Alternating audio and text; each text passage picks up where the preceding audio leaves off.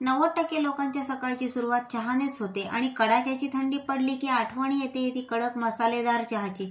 पण बाजारात मिळतो तसा चहा काही घरी बनत नाही, बरेच वेळा पानसट बनतो. म्हणून आज मी तुमच्यासोबत फक्कड मसाला चहाची रेसिपी शेअर करणार आहे. अगदी घरगुती साहित्यात चहा बनेल, योग्य प्रमाण आणि पद्धत मी सांगणार आहे, त्यामुळे तुमचा चहा अगदी बाजारसारखा बनेल. चला तर मग रेसिपीला सुरुवात करूयात.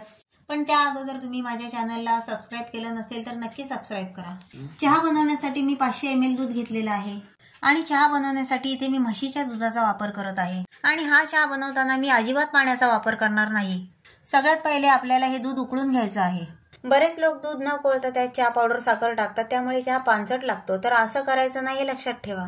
दूध उकळेपर्यंत आपण इथे चहाचा मसाला तयार करू. त्यासाठी मी इथे घेतल्या 4 वेलची आणि त्या ठेचून घेतल्या आहेत. आणि इथे मी 2 इंच आलं सुद्धा घेतलेलं आहे आणि ते सुद्धा ठेचून घेत आहे. आलं घेताना लक्षात ठेवा त्याच्यावरची स्किन आहे ती काढून घ्यायची. चहा टाकण्यासाठी आपलं वेलची आणि आलं तयार आहे.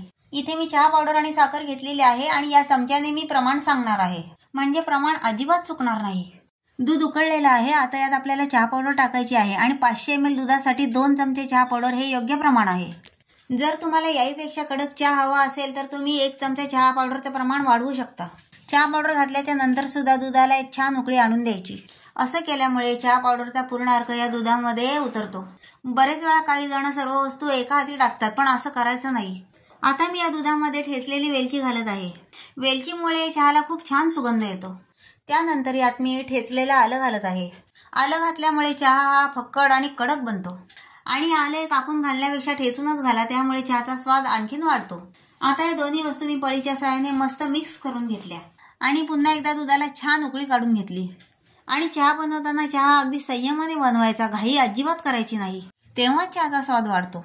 सर्वात शेवटी मी या दुधामध्ये साखर घालत आहे आणि मी इथे 3 चमचे साखर घालत आहे. साखर तुम्ही तुमच्या आवडीनुसार कमी जास्त करू शकता आणि साखर दुधामध्ये सर्वात शेवटीच घाला. शक्यतो चहा हा कमी गोडच छान लागतो. साखरेला सुद्धा मी आता पळीच्या सहाय्याने मिक्स करून घेत आहे. आणि साखर शेवटी का टाकायची, कारण साखर जर आधी टाकली तर ती जास्त उकळून चहा जास्त गोड होण्याची शक्यता असते, म्हणून शेवटी टाकायची. हे पहा आपल्या चहाला किती छान उकळी आलेली आहे आणि आपला कडक मसालेदार चहा तयार आहे. चला आता चहा आपण गाळून घेऊ. तर अशा कडाक्याच्या थंडीत गरमागरम कडक मसालेदार आणि दाटसर चहा अगदी बाजारसारखाच तुम्ही घरी नक्की बनवून पहा. 100% गॅरंटी असा चहा तुम्ही रोज बनवाल आणि घरातील चहा प्रेमी सुद्धा तुमचे खूप कौतुक करतील.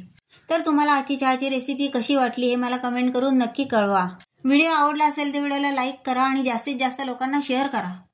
आणि अशाच छान छान रेसिपीसाठी माझ्या चॅनलला नक्की सबस्क्राईब करा. भेटूया पुढच्या व्हिडिओत. धन्यवाद.